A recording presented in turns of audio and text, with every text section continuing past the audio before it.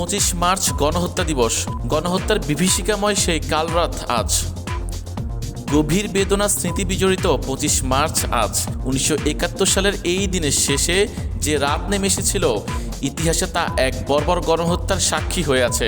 এই রাতে পাকিস্তান সেনাবাহিনী অপারেশন সার্চলাইট নামের এক অভিযানে ভারী অস্ত্রশস্ত্র নিয়ে ঝাঁপিয়ে পড়েছিল ঘুমন্ত বাঙালির উপর। উদ্দেশ্য ছিল বাঙালির মুক্তির সংগ্রামকে স্তব্ধ করে দেওয়া। এক রাতে এত বিপুল গণহত্যার নজির ইতিহাসে বিরল। জাতির ইতিহাসে বেদনা বিধুর এই রাত চিহ্নিত হয়ে আছে কালরাত হিসেবে। স্বাধীনতা দিবসে ডাকটিকিট উন্মোচন করলেন প্রধানমন্ত্রী।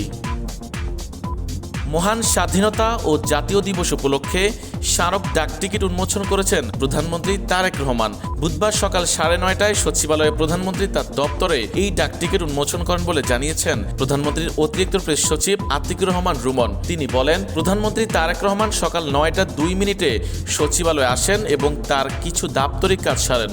এরপরেই ডাক উন্মোচন করেন। 25 মার্চ কালরাত স্মরণে ব্ল্যাকআউট কর্মসূচি থাকছে না। পাকিস্তান সেনাবাহিনীর হত্যাযজ্ঞের ভয়ালো রাতটিকে আলো নিভিয়ে বেশ কয়েক বছর থেকে স্মরণ করে আসছে বাংলাদেশ। সকালে ঘোষণা দেওয়া হয়েছিল 71-এর 25 মার্চ রাতে যে নারকীয় হত্যাযজ্ঞের সূচনা করেছিল পাকিস্তানি বাহিনী, সেই গণহত্যা দিবসে বিদ্যুৎ ও আলো নিভিয়ে 1 মিনিট প্রতীকী ব্ল্যাকআউট করা হবে। তবে রাতে জানানো হয় এই কর্মসূচি পালন করা হবে না।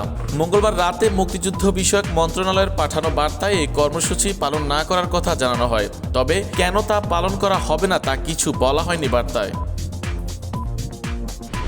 ঈদ উল ফিতরের ছুটির 7 দিনে সড়কে 204 মৃত্যু। ঈদ উল ফিতরের ছুটির 7 দিনে সরকারি হিসেবে সড়কে 92 দুর্ঘটনায় 100 জন নিহত এবং 217 জন আহত হয়েছেন। তবে বেসরকারি সংস্থা রোড সেফটি ফাউন্ডেশনের প্রাথমিক হিসেবে একই সময়ে 268 সড়ক দুর্ঘটনায় 204 জন নিহত হয়েছেন। আহতের সংখ্যা প্রায় 6 শতাধিক। মন্ত্রীরা স্মরণকালে নির্বিঘ্ন ঈদযাত্রার দাবি করলেও প্রাণহানির এই সংখ্যা অতীতের যে কোনো ঈদের ছুটির তুলনায় বেশি। হাসিনার ফাঁসির রায় দেওয়া বিচারকের ফেসবুক হোয়াটসঅ্যাপে অ্যাকাউন্ট হ্যাক। 2024 সালে ছাত্র জনতার অভ্যুত্থানে গণহত্যার অভিযোগে অভিযুক্ত সাবেক প্রধানমন্ত্রী শেখ হাসিনার মামলার রায়দানকারী আন্তর্জাতিক অপরাধ ট্রাইব্যুনাল 1 এর চেয়ারম্যান বিচারপতি মোহাম্মদ গোলাম মুর্তুজা মজুমদারের ব্যক্তিগত ফেসবুক ও হোয়াটসঅ্যাপ অ্যাকাউন্ট হ্যাক হয়েছে। এই ঘটনায় মঙ্গলবার রাজধানীর শাহবাগ থানায় একটি সাধারণ ডায়েরি করা হয়েছে। প্রসিকিউটর তানভীর হাসান জোহা বিষয়টি নিশ্চিত করে জানান, গত 18 মার্চ অজ্ঞাত হ্যাকাররা বিচারপতির ব্যবহৃত সামাজিক যোগাযোগ মাধ্যমের অ্যাকাউন্ট দুটি নিয়ন্ত্রণে নেয়। এতে করে ওই অ্যাকাউন্টগুলো ব্যবহার করে ভুয়া তথ্য প্রচার বা প্রতারণামূলক কর্মকাণ্ডের আশঙ্কা তৈরি হয়েছে। যুদ্ধবন্ধে ইরানকে 15 দফার শান্তি প্রস্তাব দিল যুক্তরাষ্ট্র। মধ্যপ্রাচ্যের চলমান যুদ্ধে উদ্দেশ্য হাসিল করতে পারেনি যুক্তরাষ্ট্র ও ইসরায়েল। মুখে স্বীকার না করলে অবশেষে হার মানতে যাচ্ছে যুক্তরাষ্ট্র। এই এলাকায় যুদ্ধের উত্তেজনা কমাতে ইরানের কাছে 15 দফার একটি শান্তি প্রস্তাব পাঠিয়েছে যুক্তরাষ্ট্র।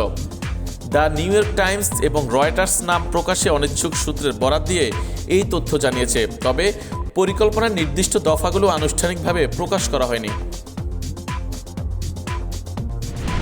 ধর্মীয় অনুভূতিতে আঘাতের অভিযোগে ধুরন্ধর 2 নিষিদ্ধের দাবি। ধর্মীয় অনুভূতিতে আঘাতের অভিযোগে বিতর্কে জড়িয়েছে ধুরন্ধর দ্য রিভেঞ্জ। শিখ সম্প্রদায়ের পক্ষ থেকে ছবিটির নির্মাতা ও অভিনয় শিল্পীদের বিরুদ্ধে FIR দায়ের করা হয়েছে। সেই সঙ্গে সিনেমাটি প্রদর্শন বন্ধের দাবিও জানানো হয়েছে। অভিযোগ অনুযায়ী ছবির একটি দৃশ্যে অভিনেতা আর মাধবন এর চরিত্রকে সিগারেট খেতে খেতে পবিত্র গুরবানি শ্লোক আবৃত্তি করতে দেখা যায়। এই দৃশ্যকে শিখ ধর্মের প্রতি অপমানজনক বলে দাবি করা হয়েছে। মুম্বাইয়ের মুলন্ড থানায় দায়ের করা এই FIR করেন মহারাষ্ট্রের শিখ এর সভাপতি গুরুজাত সিং খির। পাকিস্তানকে হারালো বাংলাদেশ। যুক্তরাষ্ট্র প্রবাসী রোনান সুলিভানের জাদুতে মালদ্বীপের চলমান 2026 সালের অনূর্ধ্ব 20 সাব চ্যাম্পিয়নশিপে উড়ন্ত সূচনা করেছে বাংলাদেশ। আজ মালের ন্যাশনাল স্টেডিয়ামে বি গ্রুপের ম্যাচে পাকিস্তানকে 2-0 গোলে হারিয়েছে লাল সবুজের প্রতিনিধিরা। দলের হয়ে অভিষেকে জোড়া গোল করে দলকে দারুণ এক জয় এনে দিয়েছেন এই তরুণ ফরোয়ার্ড। এই জয়ে পূর্ণ 3 পয়েন্ট নিয়ে সেমিফাইনালের পথে বড় এক ধাপ এগিয়ে গেল মার্ক কক্সের শিষ্যরা।